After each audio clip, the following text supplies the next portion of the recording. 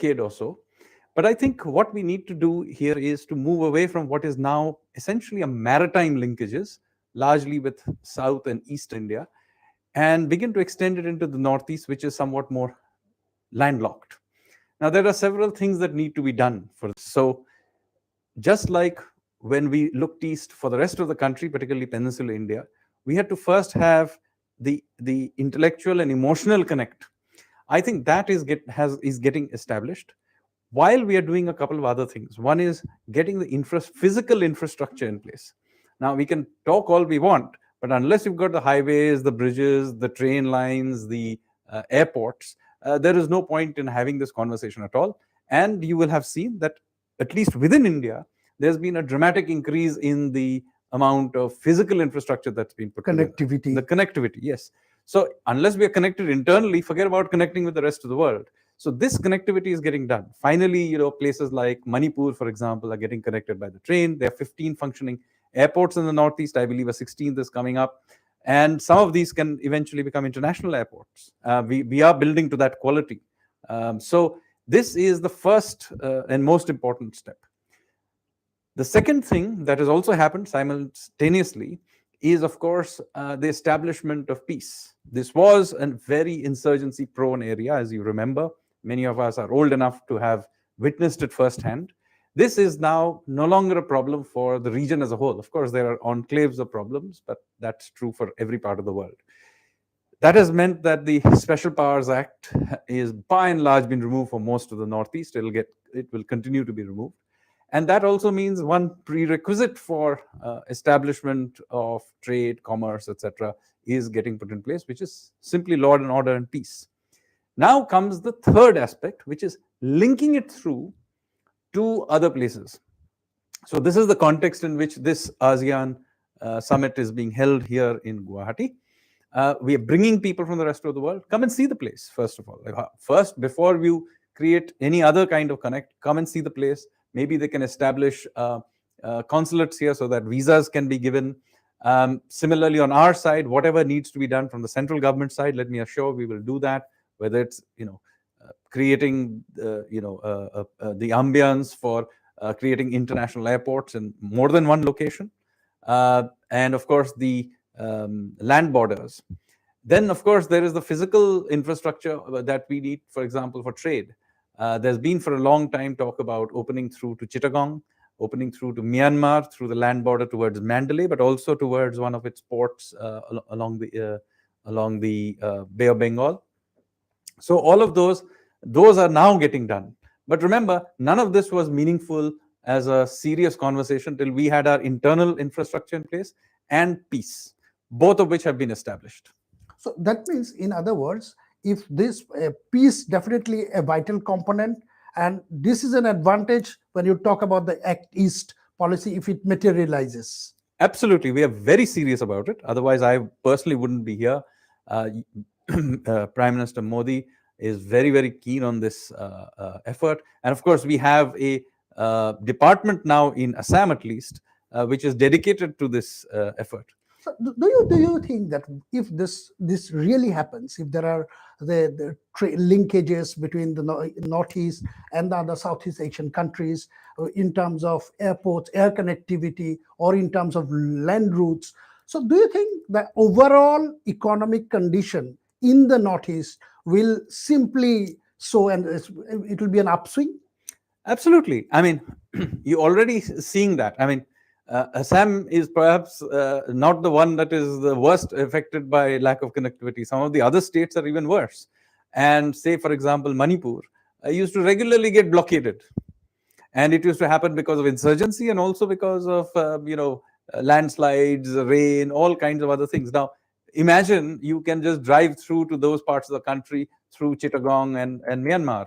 It completely opens these places up. So there are thoughts like, when we talk with people, they'll sometimes say that if there is this real activist begins, then what happens is that the Northeast will have to no longer depend on those from New Delhi. They can survive and sustain on their own. Absolutely. And there are two parts to this.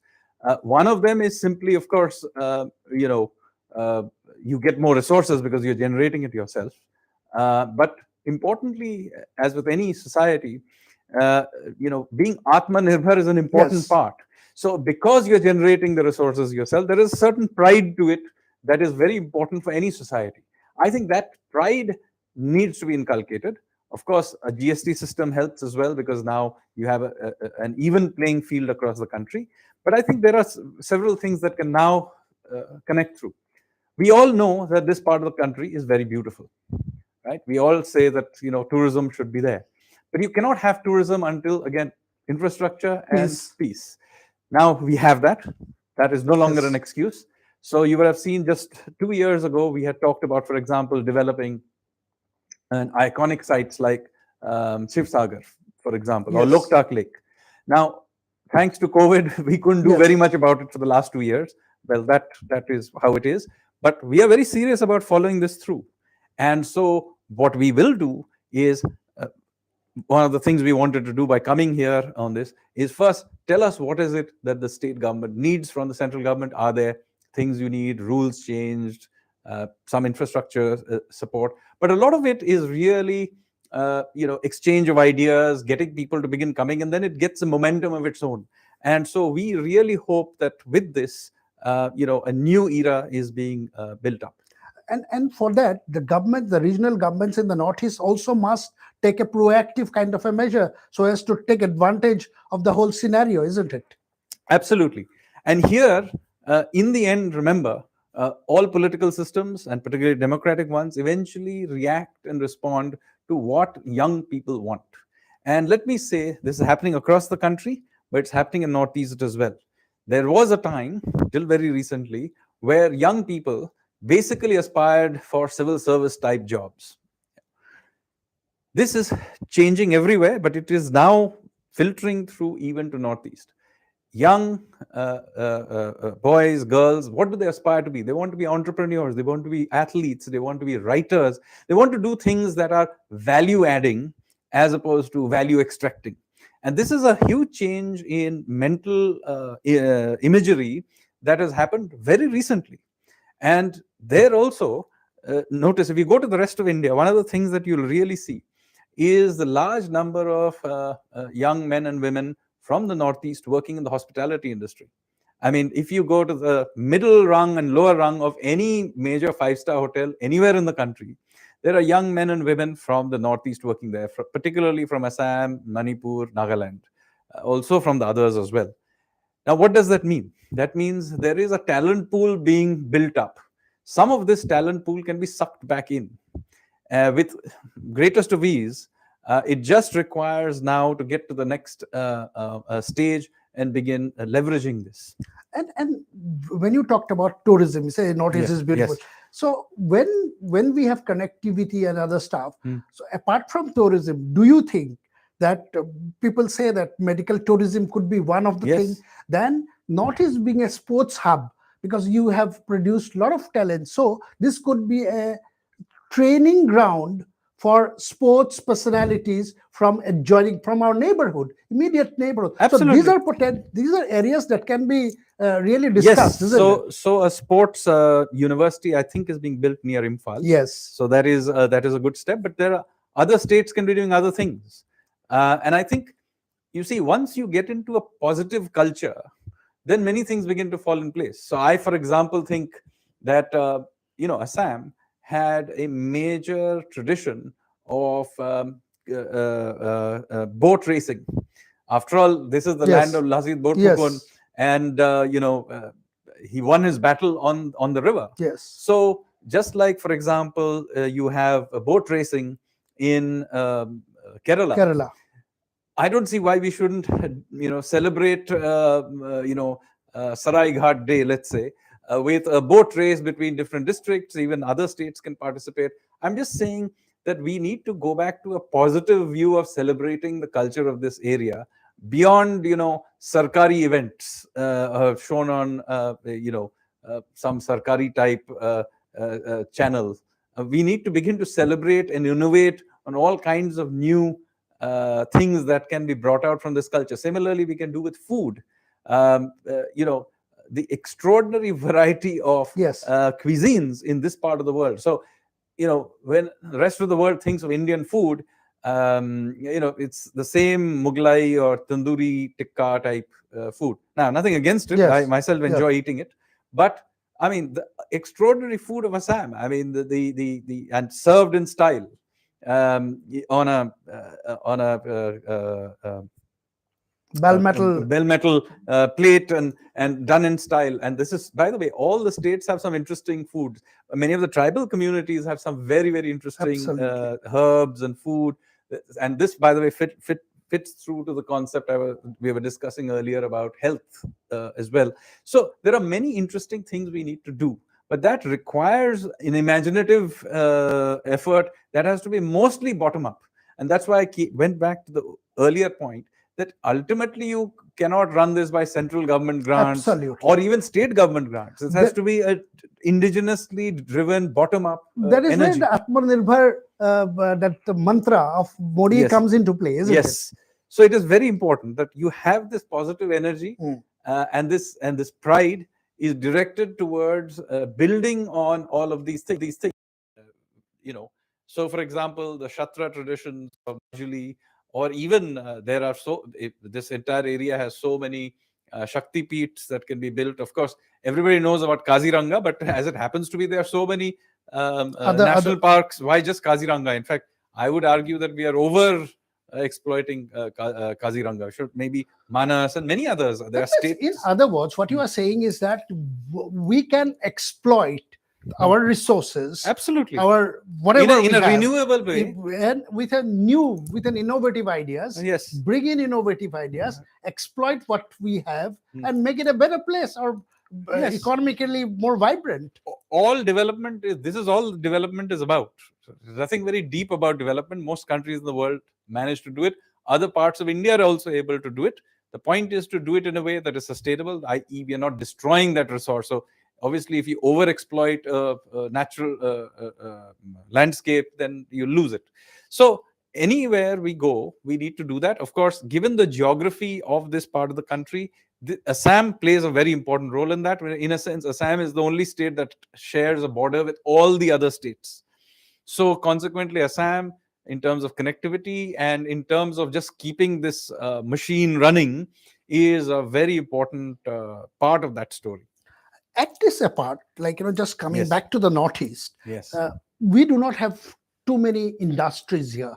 And people say that this region is not viable, or economically it's not feasible. These are some of the things being mentioned, off repeated, kind of. It may sound very cliched, but this is what is being heard. So what is your prescription? That do you think only big industries can really help in boosting the region's economy? So first of all, I think first we have to realize that even if you want to industrialize, you are not industrializing in the smokestack era of industrialization.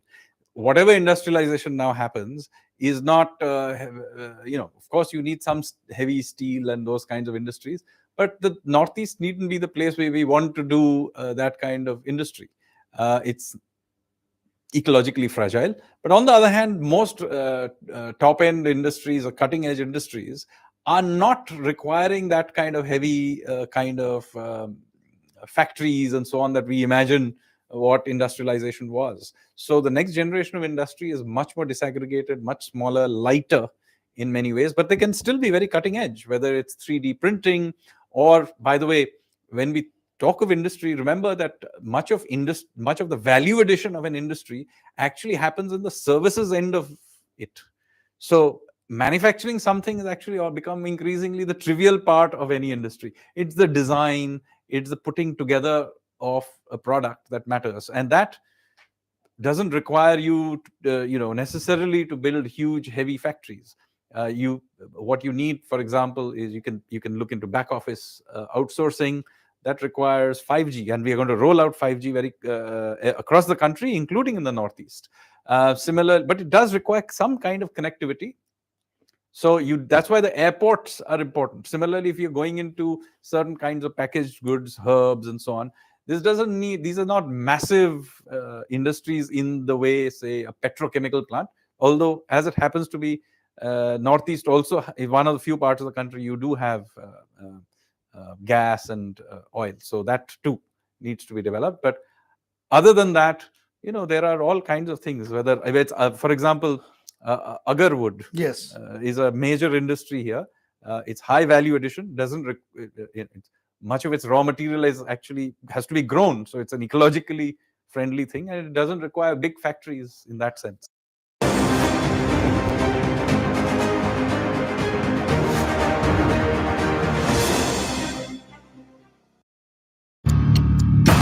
Northeast Live, the most viewed news channel in the region. On YouTube, unmatched coverage.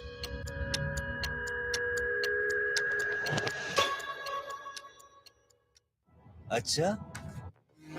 Introducing the new Suzuki Avenus, the sportiest, zippiest ride in town that's loaded with next generation GPS navigation. Simi ক'ত আছে? যদি মই কলোহেঁতেন আমি মাতিছো তেন্তে wait কৰালাহেঁতেন নহয়। The new Suzuki Avenus, more zip for trip.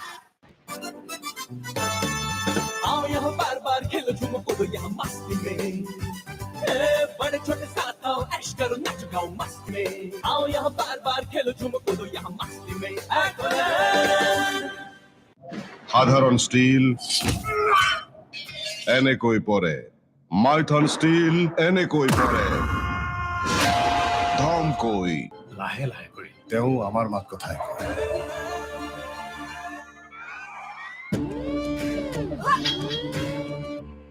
এয়াতো আমাৰেই মাত কথা।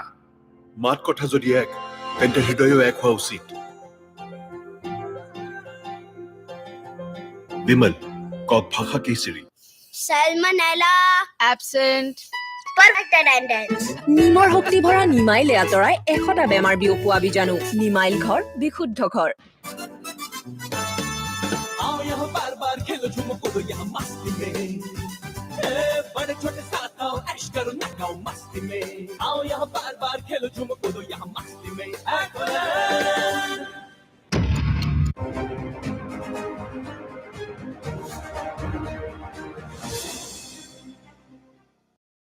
I see the biggest problem in the Northeast, unemployment problem. And many people say that it is due to the lack of industries.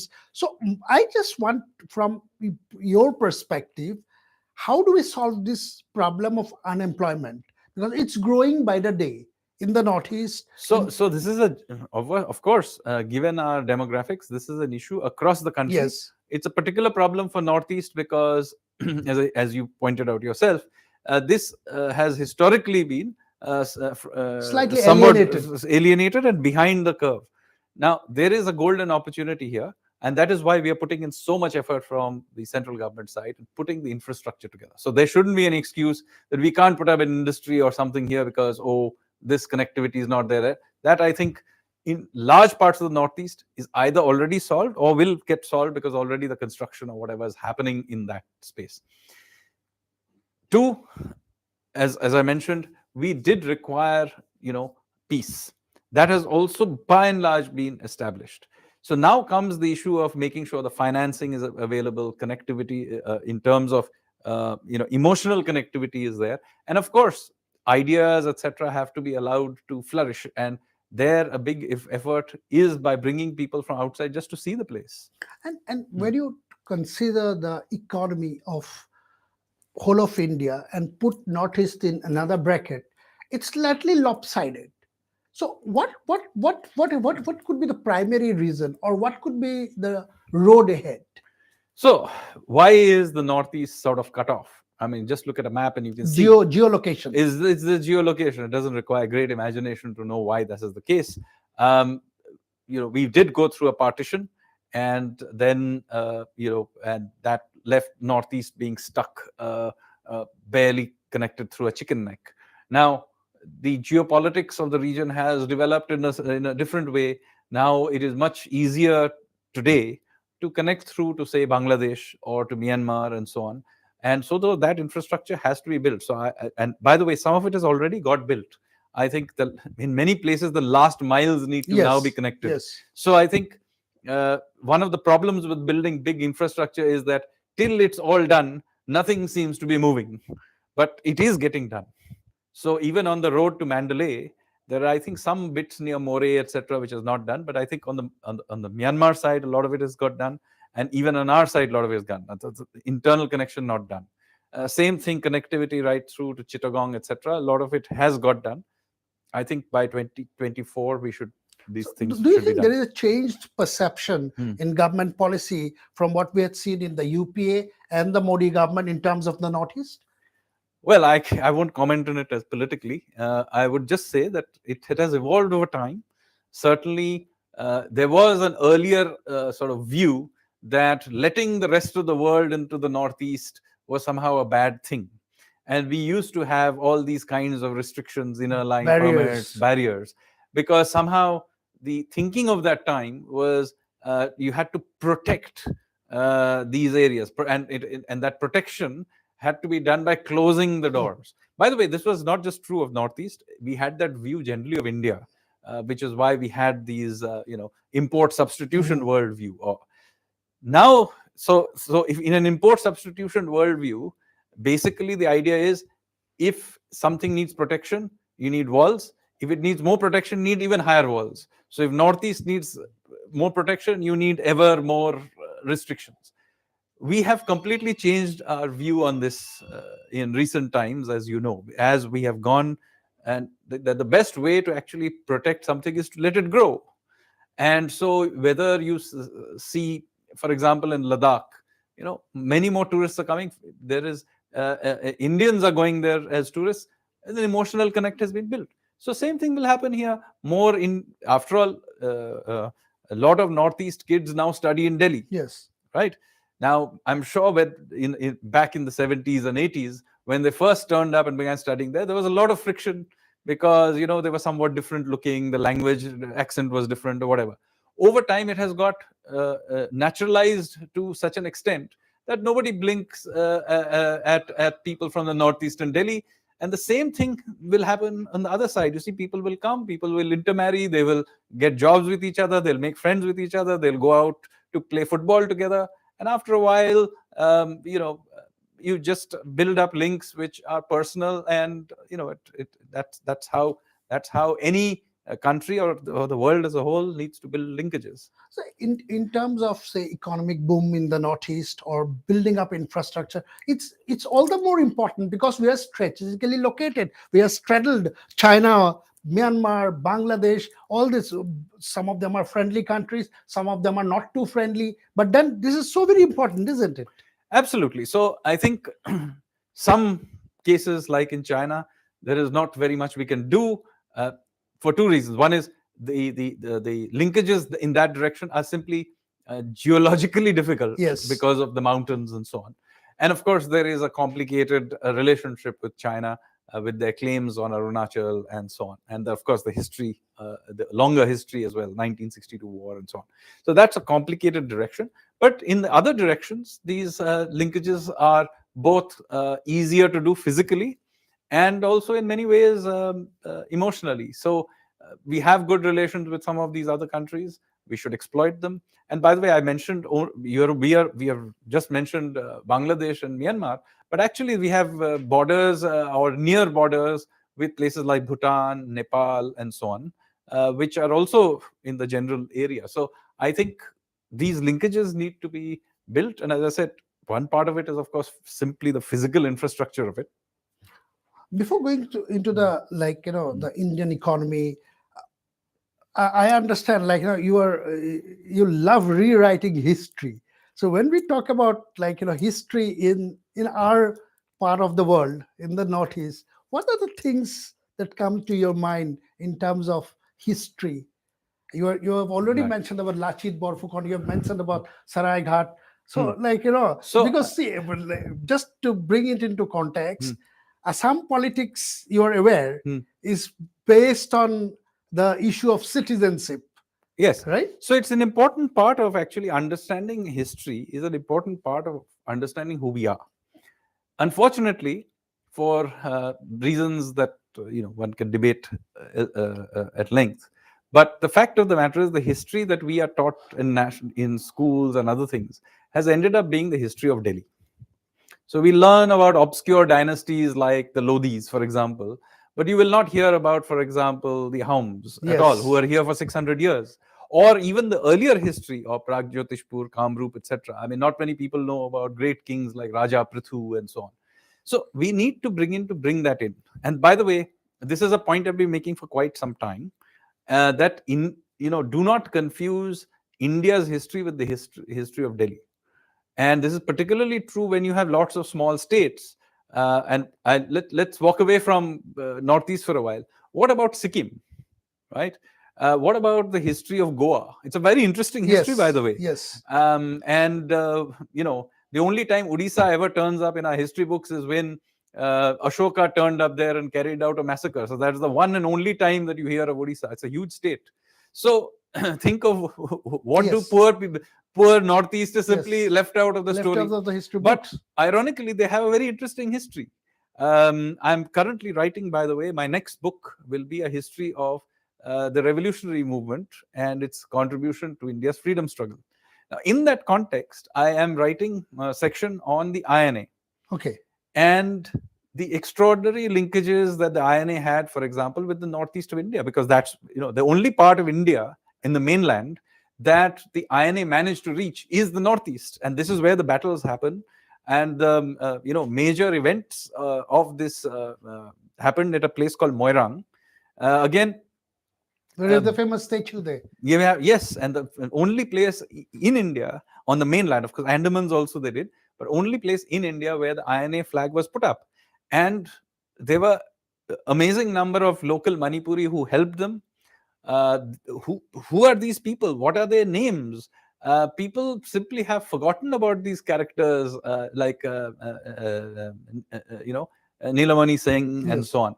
So I want to bring some of these characters back into the history, the conversation of our understanding of our history. And the fact of the matter is, just because of partition, we didn't face, for example, there are many countries like, say, Sri Lanka, where it got so badly disrupted, even when things got opened up, it couldn't take the pressure. So that is not where we are at. I would say, if you look worldwide, we are one of the countries that managed to come out of this reasonably well without loading up too much. We did load up some debt to GDP ratio. That's inevitable because we had to do fiscal spending of various kinds. But even there, it's within manageable limits. But here comes the tricky part. As we came out of this, we were hit by this new problem of inflation, particularly of energy prices, but also of some other things like chip shortages for cars and things like that as well. Now, this is very difficult for us because there is very little we can do internally to try and solve this problem, because we are an energy importing country. While in the medium term, in the case of chips, we may be able to produce some chips, but the fact of the matter is right now, we have to import it. So at this juncture, this is something that we have to manage along the way. We are trying to do the best we can. Some of it is simply by tightening up liquidity on the monetary side, which of course everything comes with a consequence. One of them is that interest rates rise, but that's how it is. And of course, we have, at least from the central government side, reduced taxes on fuel. Some of it is hopefully filtering through to other prices as well. So that is how we are managing it. Are we happy about this global inflationary pressure? No. What can we do about it? Well, we can do some of it by dampening it, but let's be very clear, some part of it will feed through, and even that which does not feed through because we have done other things, there is a price we pay for it in terms of revenues that we are going to lose and so on. So be clear, we will try our best, but at every stage there is a trade-off we are making in order to do that. Now, of course, this particular surge in energy prices is happening at least in part because of a specific geopolitical event in Eastern Europe, which is the war in Ukraine. I have no way of guessing how that is going to turn out, but if it kind of resolves itself in some way, and I don't know how it would be, and energy prices do come back, then that would remove one very important pressure point in our economy right now, because with the exception of this inflation pressure, I would argue that we are now in a situation where we can really press the accelerator on the economy. So in what I could sense from you is that we will emerge stronger in the days ahead. Absolutely. We are actually, this economy, according to even the April assessment of IMF, we were going to grow at over 8%. And that would make us, by some margin, the fastest growing economy in the world. Now, even with all this pressure, our economy will slow a little bit maybe, but everybody else is going to slow. We'll still remain the world's fastest growing economy, both this year and probably next year. But of course, we can grow faster if we remove this inflation constraint. Because the supply side of the economy, you see, the painful part of doing these reforms, which I mentioned, the GST, all of them are there. Now, you can always keep tinkering and improving them. But the fact is, we now have a tax system that is capable of capturing revenue if the economy grows. So if you grow the economy, it captures the revenue. Earlier, the problem was that you grew the economy, but just because the system couldn't capture the revenue, we couldn't then back it up with the next round of spending and so on, and then the system would slow down.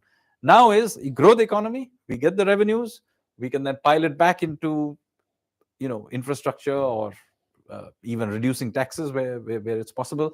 And so you get into a virtuous cycle. We are now in a position to do that for most things. And so we really need, what should I say? We need, to use a driving analogy, if we are able to get a clear highway, this economy is now capable of high speed. You just need to press the accelerator. With this one problem, the key hurdle being inflation. So high speed, 5G speed we need. Yes. And on that very positive note, thank you very much, Sanjeev Sanyal, for being with us. You spoke from the Act East to Northeast to Indian economy, and we hope it moves on the fast lane, and hope India and the people will get benefits out of it. Thank you once again, Sanjeev Sanyal, for being with me. Thank you very much for having me on the show. Very good night, and see you next time.